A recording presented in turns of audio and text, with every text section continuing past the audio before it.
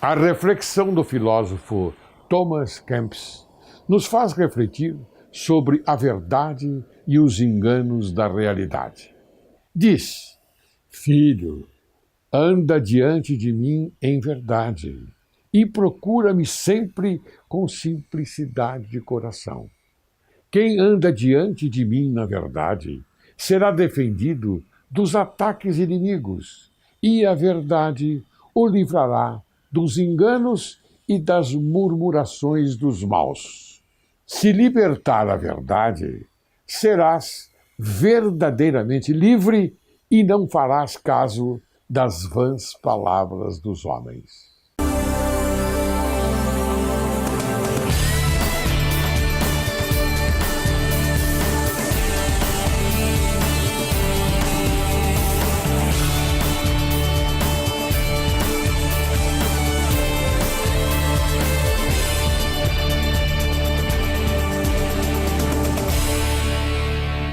Direito e Justiça em Foco é o teu programa e o Brasil é o teu país. Inicia o programa de hoje com as sábias palavras de Bernard Lebovier de Fontenelle. Se tivesse a mão fechada cheia de verdade, bem que me guardaria eu de abri-la. Hoje, Direito e Justiça em Foco apresenta a você, caríssimo telespectador, o doutor Euro Bento Maciel Filho, que vai falar sobre a prisão após o julgamento em segunda instância. Ele é advogado criminalista, conselheiro da Ordem dos Advogados do Brasil, secção de São Paulo, conferencista, mestre em Direito Penal pela PUC de São Paulo. Seja bem-vindo, doutor Euro. Eu que agradeço o convite, muito obrigado. Mas o convite foi feito a você com muita honra. E eu é que tenho que agradecer a tua presença. Que é isso, obrigado.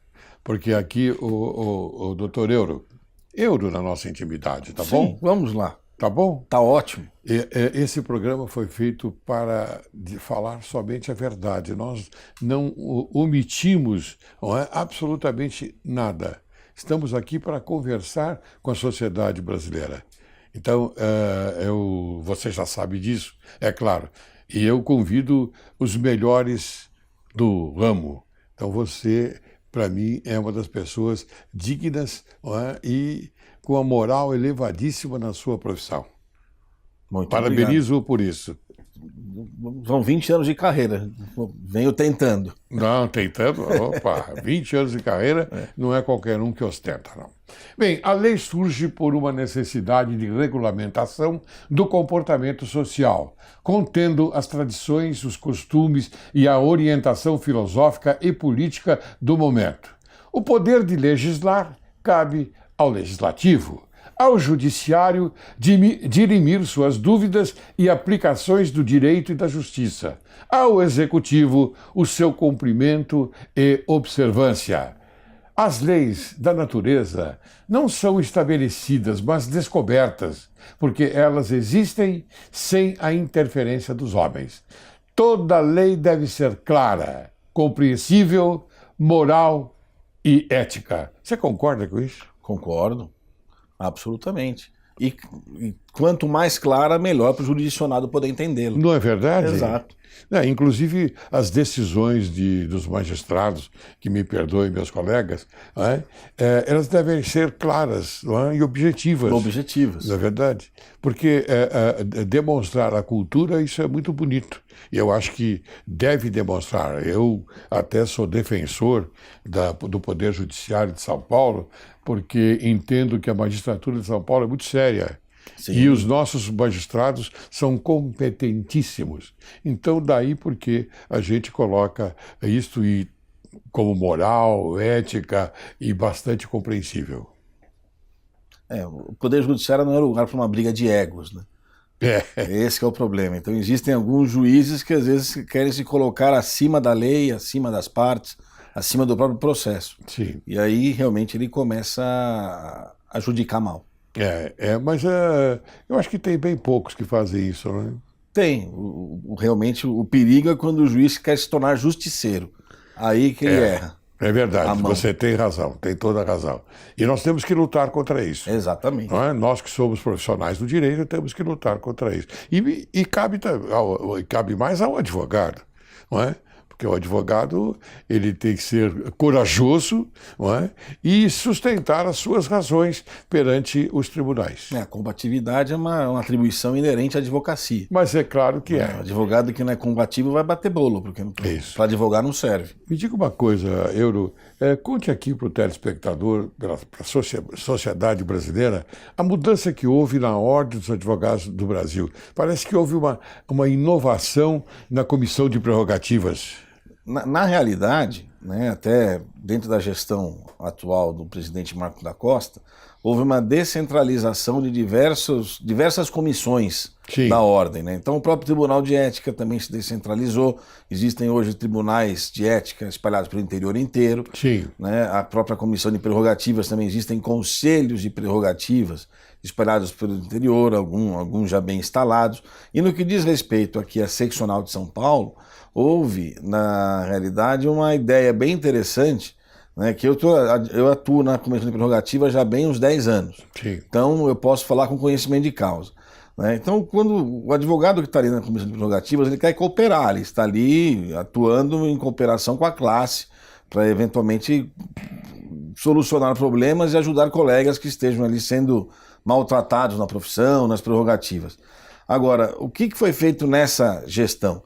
Né? Além do presidente da Comissão de Prerrogativas, que hoje esse cargo é exercido pelo presidente, pelo advogado Cid Vieira de Souza Filho. Grande nome. Exatamente. Ele, inclusive, já esteve aqui no programa Direito e Justiça em Foco. Posso mandar uma mensagem para ele? Por favor, meu amigo Cidinho. Meu caro Cid, parabéns a você por ostentar esta dignidade na Comissão de Prerrogativas da Ordem dos Advogados do Brasil, secção de São Paulo. E vem fazendo com maestria essa função. Sim. Né? E, além do presidente, então, surgiram agora, se eu não me engano, não falha a memória, 7 ou 8 vice-presidências especializadas. Essa é a inovação. Exatamente. Então, eu, por exemplo, sou vice-presidente na área penal. A vice-presidência na área da mulher advogada, vice-presidência na área civil, trabalhista. Né? Então, isso é bom porque a cada vice-presidente é distribuído aquilo que é da competência dele. Claro. Né? Que se vem até a mim um processo de prerrogativas, uma questão de prerrogativas da área civil, não é o meu métier. Claro. Né? Eu conheço os não problemas... é a sua especialidade. Exato. Conheço os problemas da área penal. Claro. Então, acho que isso facilita muito, até torna o auxílio da comissão mais rápido, mais célere. Sim, perfeitamente. Da minha época, porque você sabe que eu fui advogado criminalista também, tive a honra de ser seu colega, né? E eu fui conselheiro da Ordem e presidente da Comissão de Prerrogativas, com muita honra. E na minha época não havia isso. Todos os advogados a gente se utilizava. Inclusive nós tínhamos bolamos um BIP, o BIP naquela época, né? E o BIP a gente se comunicava com aqueles que estavam naturalmente sofrendo uma interferência injusta no exercício da advocacia, né? Então a gente já mandava as pessoas lá direto para o local. Então, parabéns por essa inovação, porque a criatividade ela está em todos os pontos, em todos os lugares. Então, quando há uma criatividade nesse sentido, que torna a ação mais justa, eu acho que nós temos que reverenciar e cumprimentar. E questão de prerrogativa é invariavelmente questão de urgência. Questão de urgência. Então, quanto mais rápido for o atendimento, melhor. Claro, e nesse sentido, a especialização vem bem a calhar. Por exemplo, algum advogado que está sendo injustamente um preso, por exemplo, preso por uma autoridade, não vou nem classificar a autoridade por uma autoridade, preso injustamente. Então, a Ordem dos Advogados tem a obrigação de mandar ao advogado socorrer, saber o que está acontecendo. Exato, não é? Exato. E você, a sua especialidade é exatamente nesse ponto. Na área do direito penal. Direito penal. Exatamente. Há também um conselho penal, é isso? Não. Aí os conselhos, eles são... O Conselho de Prerrogativas é que delibera com relação a desagravos. Ah, sim. outras representações, Sim. Né, são questões mais pontuais. Sim. E nas outras comissões também existem os vice-presidentes? Da comissão, por exemplo, de ética?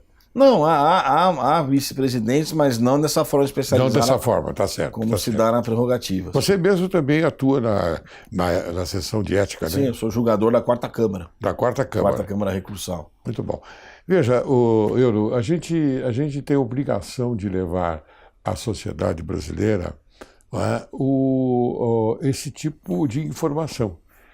Porque às vezes perguntam para as pessoas, bom, será que a ordem está atuando bem, defendendo bem a classe, defendendo bem os advogados? Então nós temos que, estou aproveitando a sua presença aqui para divulgar esta coisa maravilhosa que é a Ordem dos Advogados do Brasil, secção de São Paulo. Parabéns ao presidente Marcos. Não, realmente, no que diz respeito à comissão de prerrogativas, posso afirmar que realmente ela vem sendo bem atuante. Muito bem. E as conferências da Ordem têm sido atuantes? Você atua também lá nas conferências ou não? Na parte da cultura. Nas palestras. Das palestras. Atuo, também sou palestrante também. Ótimo. A gente tenta, na medida do possível, palestrar sobre diversos temas. Sempre, pelo menos no que respeita a minha pessoa, de direito penal, mas já fui para vários cantos desse estado aqui, sempre tentando ensinar alguma coisa. Né? Você sabe que, às vezes, eu também sou convidado para atuar pela Ordem dos Advogados, em algumas cidades do interior. Então eu vou com muita satisfação. Também. Não é? Também. Muito bem. Bom, hoje nós estamos aqui para falar sobre esta famigerada prisão em segundo grau. Não é? Famigerada. O adjetivo é bem esse mesmo. Não é? Famigerada prisão em segundo grau. Então, a primeira pergunta que eu faço a você, meu caro Euro, é a seguinte: a prisão em segundo grau, recentemente autorizada pelo STF, desde fevereiro de 2016, se não me engano, é isso? Isso. Muito bem. A novidade é novidade no nosso direito? Na realidade, não.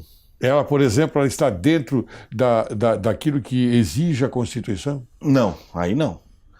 Vamos por partes. Primeiro, ela não é novidade, porque entre 88 e 2009, ela foi, de certa forma, aplicada no nosso direito, apesar do texto constitucional. A mesma Constituição que nós temos hoje, nós tínhamos lá a partir de 88 até 2009. Sim. Então, havia uma discussão com relação à possibilidade da prisão após o julgamento em segunda instância.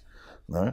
O que aconteceu? Em 2009, essa questão foi levada ao Supremo, e aí, por maioria, se não me engano, 7-5, deliberou-se que era necessário respeitar o texto constitucional, ou seja, aguardar o trânsito em julgado para daí sim dar-se cumprimento à pena. Sim. Ou seja, iniciar o cumprimento da prisão-pena. E de 2009 até 2016 foi esse o entendimento adotado no país. Realmente sempre tivemos críticas, sobretudo por parte do Ministério Público, que entende e sempre defendeu que esse entendimento de se prender somente após o trânsito em julgado seria um fator que geraria impunidade, mas estava, pelo menos, de acordo com o texto constitucional. Porque o texto constitucional é claro. Trânsito em julgado. Trânsito em julgado. Aliás, não só o texto constitucional, como também o Código de Processo Penal e a própria Lei de Execução Penal. Sim. Aí, em 2016, por ocasião do julgamento de um habeas corpus, impetrado pela Defensoria Pública, se eu não me engano, houve toda uma revisão nesse posicionamento, também por apertada maioria, 7-5. Sim. E aí voltamos à época que tínhamos antes de 2009, ou seja, agora é possível prender-se em segundo grau. Com o que data vênia, discordo totalmente. Você discorda, então, da prisão em segundo grau? Totalmente. Mas ela não tem, por exemplo, a facilidade, o conceito, aliás, dela de imediatamente fazer justiça? Não, eu pergunto isso porque... Vamos lá, é que o conceito de justiça ele é muito subjetivo. Mas se entendermos que prender é justiça, então não precisamos aguardar o segundo grau, o primeiro grau, vamos prender todo mundo e fazer a justiça do jeito que tem que ser feito. Eu, particularmente, entendo o seguinte: qual é a ideia da prisão em segundo grau? Por que se permite a prisão em segundo grau? Qual é o que está por trás disso? Após o julgamento da apelação, que é o recurso cabível da decisão que condenou, por exemplo, em primeiro grau, os recursos seguintes, eles não discutem mais fatos, não discutem mais provas, que são recurso especial e extraordinário. E, como dizemos no direito, eles não têm mais efeito suspensivo. Ou seja, os recursos posteriores à segunda instância não têm, pelo menos na sua natureza jurídica, a possibilidade de suspender a execução da pena. Essa é a ideia. Sim. Então, por isso, então vamos prender depois do julgamento da apelação. É por isso que se prende. Sim, porque entendem que já terminou a fase do mérito. Exatamente, do exame do mérito, do exame das provas. Sim. Mas aí que vem o problema de ser justo ou não. Né? Aliás, o voto do ministro Barroso, proferido por ocasião desse julgamento em 2016, ele fez um voto extenso, dando conta de diversos casos que a justiça teria demorado muito, aguardando o trânsito em julgado, que teria gerado a ideia de impunidade, prescrição. O problema é que, por mais que esses recursos, o especial e o extraordinário, os posteriores à apelação, não tenham efeito suspensivo, eles podem anular um processo, podem diminuir a pena, podem eventualmente alterar um regime prisional, ainda que seja no âmbito do STJ. E aí eu faço o que com aquele cidadão que foi preso logo depois da apelação, que entendeu por bem apresentar um recurso especial e está aguardando um ano e meio para julgar um recurso especial no STJ e tem a pena diminuída sensivelmente. Ele ficou preso de besta, de graça. Claro. Que isso é uma injustiça. Né? Exato. Aí que está a injustiça. Então, se é justo executar a pena logo após o julgamento de segundo grau, eu tenho que pensar na possível injustiça que isso representa se no recurso especial a situação jurídica dele for alterada. E também há a caso de nulidade, né? Exato. Uma nulidade que se aponta e ela é descoberta no decorrer do processo. Não é nem que é descoberta, às vezes é reconhecida só no STJ. Só no STJ, e às vezes exatamente. anula-se até inclusive para a primeira instância, algum fato que o juiz de primeiro grau cometeu de forma equivocada e o processo volta para primeiro grau.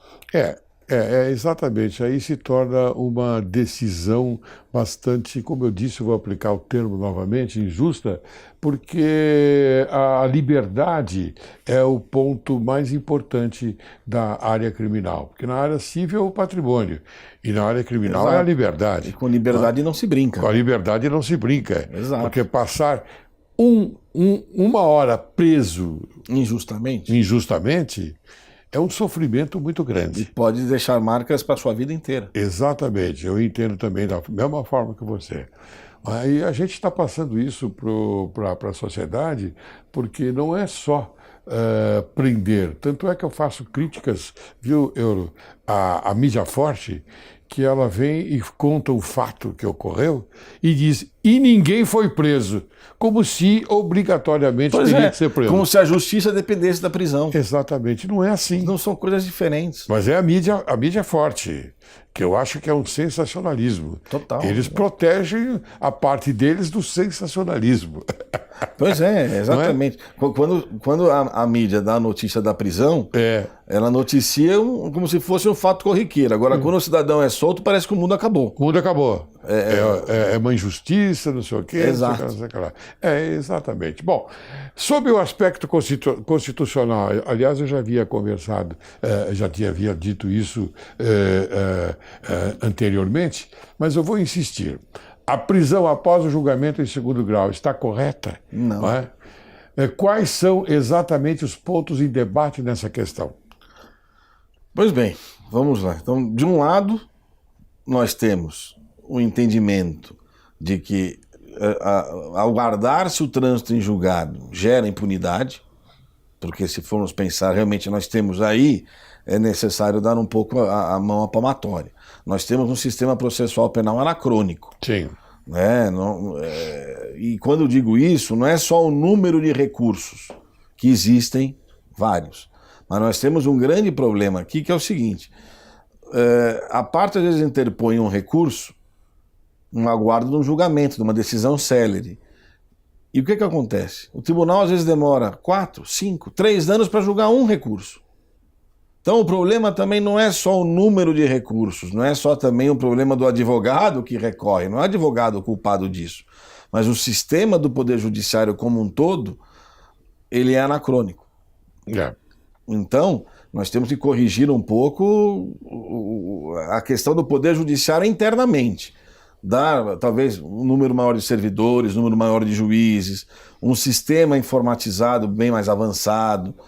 Né? Hoje, os tribunais às vezes não se conversam, e aí também as polícias não se conversam de estado para estado. Então, nós estamos muito longe ainda de um sistema organizado, no que diz respeito ao sistema jurídico penal. Sim. Agora, de um outro lado, eu tenho o texto da lei, o texto constitucional, que é claro em dizer que a execução da pena, né, que considera-se inocente até decisão transitada em julgado. Então eu só posso executar a pena pela presunção de inocência depois do trânsito em julgado. Claro. Até mesmo para evitar essas situações, como nós comentamos há pouco, de um cidadão ser preso em segundo grau, e aí ele não está proibido de continuar recorrendo, né? Porque ele foi preso que ele não pode mais recorrer. Pode. Claro. Né? Então ele continua recorrendo para o STJ ou, quiçá, até para o Supremo, e aí obtém uma procedência no recurso que altera toda a situação processual, ele fica preso 1 ano, 1 ano e meio e para nada. Para nada, exatamente. Inclusive, nos embargos de declaração, para observar os fundamentos desses embargos, pode ser que ocorra alguma modificação. Exato. Não é isso? Também, caro Euro, embargos. Caro Euro, eu vou chamar um pequeno intervalo. Tá bom. Para depois a gente retornar e conversar no segundo bloco, tá bom? Tá certo. Você aguarde, logo, logo retornaremos.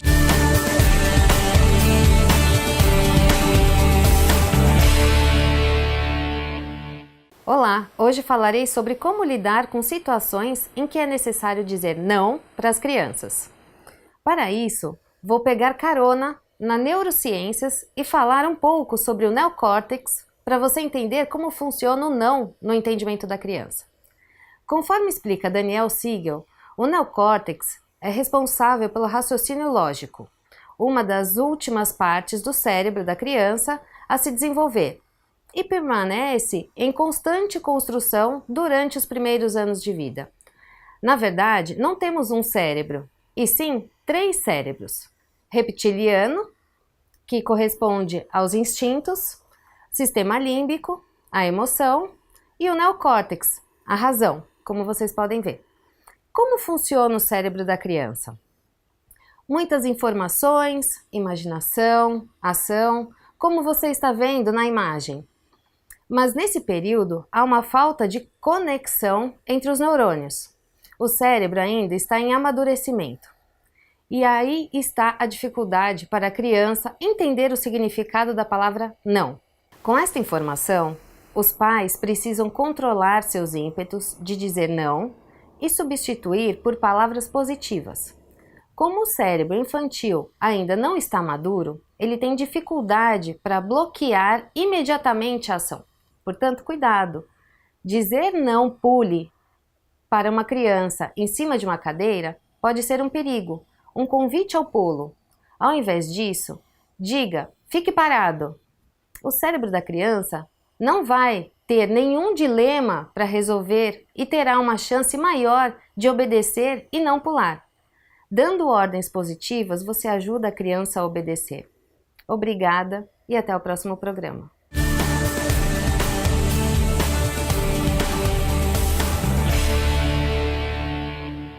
Retornamos. Hoje conversando com o excelente advogado criminalista, doutor Euro Bento Maciel, filho. Então, Euro, como é que estamos? Vamos continuar? Vamos continuar.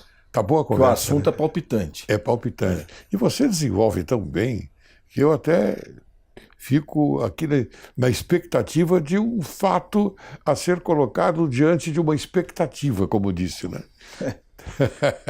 Não é? Quer dizer, a gente tem aquela parte do possível, não é? O possível e uma parte também interessante que é do provável.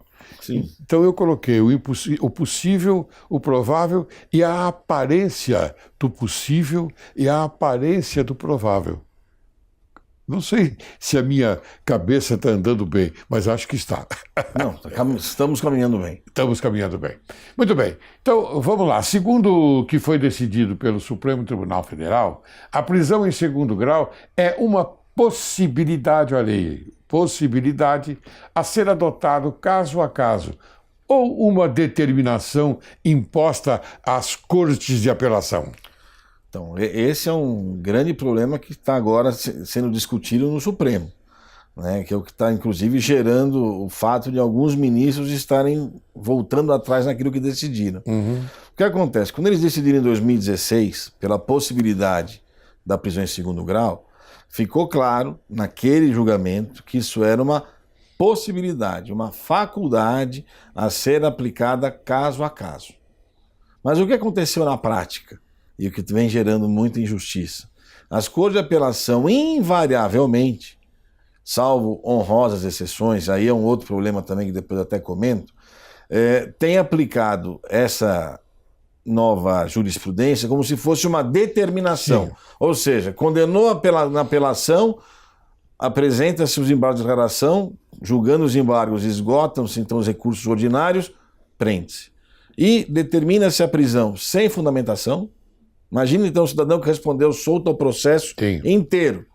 Não ofereceu risco à instrução, não ofereceu risco às testemunhas, está ambientado, vive com a família, aí vem a apelação, é julgado e ele é determinado que ele cumpra a pena imediatamente. Por quê? Sem fundamentação, sem nada. Não é uma determinação, é uma faculdade que deve então ser analisada caso a caso. E justamente em razão desses abusos que começaram a ocorrer é que o ministro Gilmar Mendes, que em 2016 votou de forma favorável à prisão em segundo grau, já manifestou claramente o sentido de que ele vai realmente, já mudou de posição e agora entende que não é o caso de se prender mais em segundo grau, e sim, na verdade, ele até adota uma terceira via, que é a do ministro Dias Toffoli, de se aguardar pelo menos o julgamento dos recursos no âmbito do STJ. É porque os recursos são naturais, há necessidade de esgotá-los. Sim. Não é? O exaurimento deles é necessário para a defesa daquele que, afinal de contas, está sendo processado por determinado crime, determinada infração penal. Então, você acha que essa é a decisão aliás, a decisão que vai ser levada a efeito, o retorno ao status quo ante? Eu faço votos que sim. Eu espero que sim. Eu espero que, por ocasião do julgamento das duas ações incidentais, agora, o que tem na ação? Sim. A declaração de inconstitucionalidade, né? De inconstitucionalidade. As duas ações declaratórias de inconstitucionalidade que estão no Supremo, eu acredito que o plenário do Supremo irá voltar àquilo que nós tivemos entre 2009 e 2016, que é o respeito à Constituição Federal. Então quer dizer que essa história de se respeitar a sociedade, prendendo em segundo grau de jurisdição, é uma balela.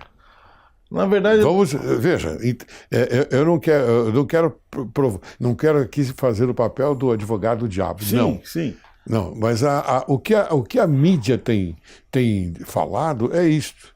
Isso que a mídia fala, que é o em prol da sociedade, a prisão em segundo grau de jurisdição. E ela também, vai ceifar, não é, aquela história do procrastinamento.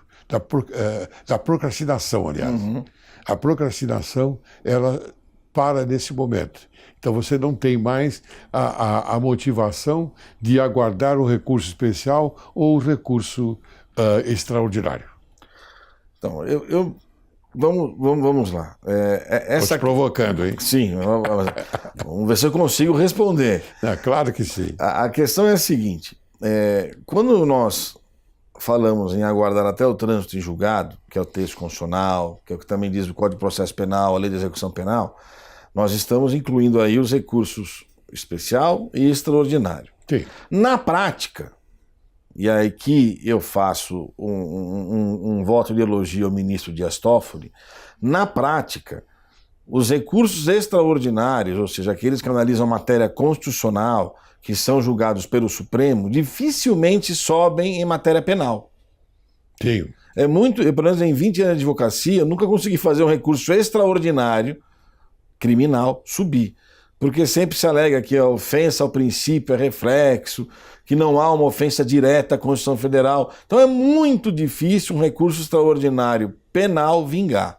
Ou seja, então o trânsito em julgado, talvez a gente possa entendê-lo como realmente entende o ministro Dias Toffoli, que é aguardar o julgamento dos recursos no âmbito do STJ, que é o recurso especial.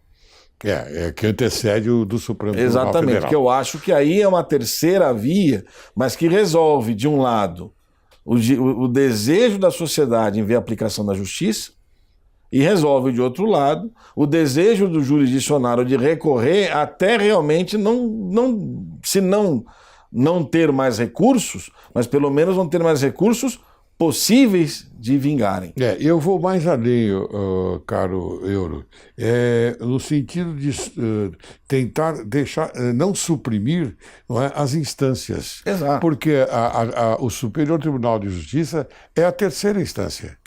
E o Supremo Tribunal Federal, quarta instância. Seria a quarta. Então, essa é não sei, a ideia, porque você tem que aguardar aquela decisão passar pelo Superior Tribunal de Justiça. No mínimo. No mínimo. Não é? Porque você tem embargos de declaração, você tem, por exemplo, uma nulidade, não é? Uma diminuição de pena, uma alteração de regime, uma prescrição. Uma prescrição da pretensão punitiva. No jeito que está hoje, nós temos uma situação que pode chegar a um absurdo do cidadão ser preso após o julgamento de segundo grau, recorrer, porque é direito dele continuar recorrendo, porque prender em segundo grau não significa trânsito em julgado. Sim. Ele pode continuar recorrendo. E por ocasião do julgamento do recurso no âmbito do STJ, ser constatada a prescrição. Quer dizer, aí a prisão em segundo grau é um verdadeiro absurdo que foi feito contra esse cidadão. Sim, principalmente quando ocorre a prescrição da pretensão punitiva. Exato. Né? Que é o caso ainda. Claro. Que a prescrição da pretensão punitiva ocorre antes do trânsito em julgado. Que ela pode ser conquistada em segundo ou em terceiro grau de jurisdição. Ou em terceira instância. Em segunda ou terceira instância. Sempre em segundo grau, claro. Sim, exato. Sempre em segundo grau recorrendo, mas na terceira instância. Na terceira instância. É factível, possível e acontece muito isso. Esses momentos que as pessoas não discutem, caro telespectador, e que nós estamos levando a efeito hoje aqui com a benevolência do Dr. Euro Bento Maciel, filho, a gente constata que há esta necessidade de você, da sociedade, ouvir esta verdade. Porque é uma verdade. Nós não estamos falando absolutamente, não estamos inventando. Está lá na lei. A lei é clara. A lei é claríssima, tanto é que logo no início ele já mencionou trânsito em julgado não só constitucional, mas também no processo penal. Código de Processo Penal. No Código de Processo Penal. E na Lei de Execuções Penais. E na Lei de Execução Penal. Então quer dizer que essa parte é uma parte delicada. Quer dizer, vamos seguir as regras, não é? Porque existem outros recursos, como nós colocamos aqui, a terceira instância. Sabe qual é outro problema prático dessa situação que nós vivemos hoje? Como eu disse há pouco, o prender em segundo grau é uma faculdade, não uma necessidade. Sim. Mas o que vem acontecendo então? Isso eu falo... Vamos tomar, por exemplo, o nosso egrégio Tribunal de Justiça aqui de São Paulo. Existem câmaras criminais que adotam a prisão em segundo grau como necessidade. Julgou a apelação, não importa quem seja, espera-se mandado de prisão. Existem câmaras criminais que não adotam ou adotam caso a caso. Sim. Existem desembargadores de certas câmaras criminais que mandam prender após o julgamento da apelação. Existem outros na mesma câmara que não o fazem. Então, o que está acontecendo? Estamos vivendo uma época de justiça lotérica. Sim. A depender da onde o seu recurso for distribuído, você já sabe que vai ser preso. Ou não, ou talvez. Quer dizer, isso não é segurança jurídica. É uma divergência de fundamentos. Exato. Né? Mas isso abala a segurança jurídica. Sim, claro. O jurisdicionado fica perdido. E o advogado também. Claro, claro. Muito bem, deixa eu seguir aqui adiante com as perguntas, porque eu quero aproveitar a tua presença aqui e mostrar à sociedade o quão valoroso você é da advocacia criminal. E para o Estado também, porque a gente não fala só na advocacia criminal. Quer dizer, você é um advogado bastante importante na nossa sociedade, viu? Muitos dizem que a prisão em segundo grau representou um grande avanço no nosso direito, na medida em que parece pôr um fim naquela sensação de impunidade que domina a sociedade brasileira. Isso está correto? Aliás, nós já ensaiamos essa pergunta anteriormente, mas eu pergunto a você, está correto? Não. Não. Não. Não, é aquilo que nós já conversamos. Não é. O problema da impunidade não se resolve prendendo a qualquer custo. Nós já temos uma população carcerária de mais de 600 mil presos. E desses 600 mil presos, 40% são de presos provisórios. Essa prisão em segundo grau, como ela é anterior ao trânsito em julgado, embora muitos a considerem como prisão-pena, eu tenho minhas dúvidas sinceras sobre a natureza jurídica dessa prisão. Porque ela tem um viés de prisão provisória, porque é anterior ao trânsito em julgado, embora tenha um viés também de prisão-pena, porque ela tem um tempo determinado, já estou cumprindo pena. De toda forma, aquele que é preso em segundo grau, ele vai se somar aos 600 mil presos na cadeia, sendo que ele ainda está recorrendo, pode ter a sua situação alterada, e aí essa ideia de combate à impunidade vai virar o quê? Vai se transformar em rematada injustiça. Sim, claro. Mas você colocou uma frase mágica, não é? Nesse momento, né? A natureza jurídica da prisão. Não é isso? Exato. Quer dizer, precisa verificar se há necessidade dela, não é? Caso a caso. Caso a caso. Não haver necessidade, sendo uma pessoa que respondeu em liberdade todo o processo criminal, não é? E se manteve íntegro, veja, íntegro naquele momento importante do processo criminal.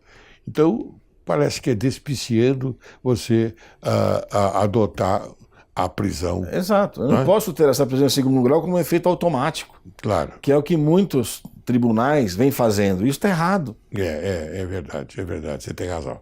Bem, há riscos de injustiças em prender-se alguém após o julgamento em segundo grau, então. Sim. Em segunda instância. Então há Sim. riscos. Sim. E não são poucos. Então, além daqueles que nós já mencionamos, você pode falar outros, talvez?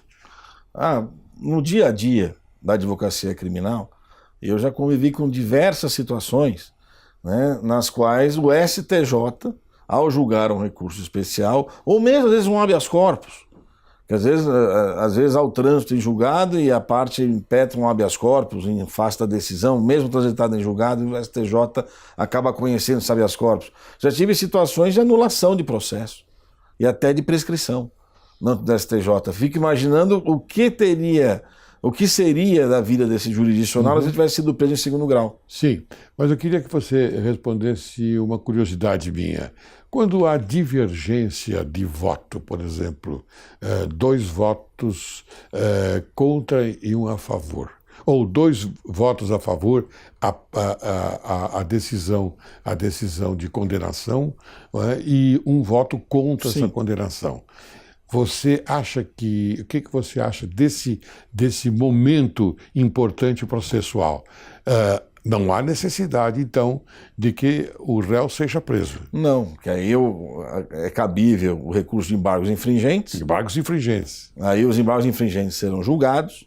Depois é cabível ainda, se for o caso, embargo de declaração. E se a condenação for mantida, aí sim, pelo novo entendimento, ele poderá ser preso já para cumprir pena. Sim, mas o importante é você aguardar os embargos infringentes. O importante é aguardar o esgotamento das vias ordinárias recursais, que discutem provas e fatos. Tá certo, é isso mesmo, isso é muito importante. Mas eu acho que esse é um momento bastante importante do processo. 2 votos a 1, por maioria, e de repente decreta a prisão. Eu acho que não tem cabimento. Não. não é? É equivocado. É equivocado. Sim. Muito bem. Você acredita que, então, que o STF irá rever esse posicionamento e esse posicionamento seria um retrocesso? Não, acho que seria. Voltaríamos ao respeito à Carta Magna, né? Se e quando o STF retornar à posição que ele vinha adotando até 2016, com respeito ao trânsito em julgado, nós estaremos sim dando aí fiel cumprimento à Constituição Federal. O que nós temos hoje é uma distorção. Por mais que 7 ministros tenham entendido que essa prisão em segundo grau era lícita, ela é válida, a própria votação apertada no nome do STF já deixa claro que esse tema não é tão simples de ser resolvido. Se analisarmos friamente a letra da lei Sim. e a letra da Constituição, o que foi feito no Supremo Tribunal Federal, com devido respeito e perdão da palavra, foi nó em pingo d'água. Distorceram a Constituição Federal. Sobre o viés de combate à impunidade, o medo da impunidade, distorceram a letra da lei. Mas eles não são os guardiões da Constituição? Deveriam ser, e da mesma forma que deveriam ser os guardiões da Constituição, eles permitem que o Ministério Público tenha acesso a dados da Receita Federal sem passar pelo Poder Judiciário. Foi uma outra recente decisão do Supremo. E outras tantas que o Supremo vem proferindo no âmbito do direito penal, que vem ferindo garantias constitucionais. Isso já não é de hoje. Esse é um problema bastante sério. Sim. Bastante sério. Quer dizer, tudo tem que passar pelo Poder Judiciário, tem razão. Porque o Ministério Público é parte do processo. Na ação processo penal, criminal, sim. Ele é o titular da ação parte. penal. É parte. Eu não falo em outra, na área da família, na área civil, é diferente. Mas da parte penal, ele é parte. Quer dizer, a parte da acusação e a parte da defesa. Exato. Não é? São duas partes que funcionam. E o mediador, o juiz, que vai decidir. Não é? Se você tira o mediador para determinadas situações, como sigilo fiscal, sigilo bancário, o Ministério Público pode fazer o que ele bem entender. Aliás, já não é de hoje, né? Quando o Supremo permitiu que o Ministério Público investigasse, dando ao promotor de justiça, ao Ministério Público, o tal poder de investigar, nós já começamos a ter um assinte às garantias constitucionais daí. Muito bem. Doutor Eurobento Maciel Filho, muito se diz que uma eventual revisão nesse posicionamento do Supremo Tribunal Federal iria colocar um ponto final da Operação Lava Jato. Até que ponto isso é verdadeiro? Afirmo, sem medo de errar. Isso é uma grande balela. Não é? A imprensa muito preconiza, afirma, por aí que, em havendo uma revisão nesse posicionamento, não sei quantos réus da Lava Jato seriam beneficiados, não sei quantos réus seriam colocados em liberdade da Lava Jato. Eu fico pensando, não sei em quantos outros réus que não são da Lava Jato poderiam ser beneficiados com critério de justiça. Sim. Evitando essas injustiças sobre as quais nós já conversamos aqui. Mas, de toda forma, nós temos que parar um pouco nesse país aqui de viver esse clima de fla-flu, de Palmeiras e Corinthians. Isso. Né, que a gente vem vivendo. Porque ou você é a favor da Lava Jato, e logo você é a favor de tudo que vem sendo feito, inclusive por justiceiros de toga, ou você é contra a Lava Jato e defende as garantias constitucionais. Então você é a favor da corrupção. Não. Você tem que ter um meio termo. Claro. Essa sensação de punir, esse punitivismo exagerado que nós estamos vivendo, tem que ser dado um basta nisso. Aquelas conduções coercitivas que vinham sendo realizadas na Lava Jato criando um verdadeiro absurdo. Em bom tempo, o ministro Gilmar Mendes deu um basta, de forma liminar, no que depois foi seguido pelo plenário do Supremo, agora recentemente. Nós temos que fazer com que as coisas se ajustem, não é, aos termos da lei. Exatamente. Não é? Se a lei diz uma coisa, você não pode contrariar. O Poder Judiciário, o Supremo, seja lá quem for, não pode jogar para a torcida. Né? Tem que aplicar a lei. O juiz é servo da lei. E a lei é igual para todos. E a lei é igual para todos. Muito bem. Bem, eu já estou finalizando o programa, lamentavelmente, porque a conversa está muito boa. Eu que agradeço. Muito boa. Então eu queria oferecer a você uma lembrança do programa, o Crime Complexo, de Silvio Ranieri, que eu traduzi para o português e a Quartier Latam publicou. Está aqui, já está autografado.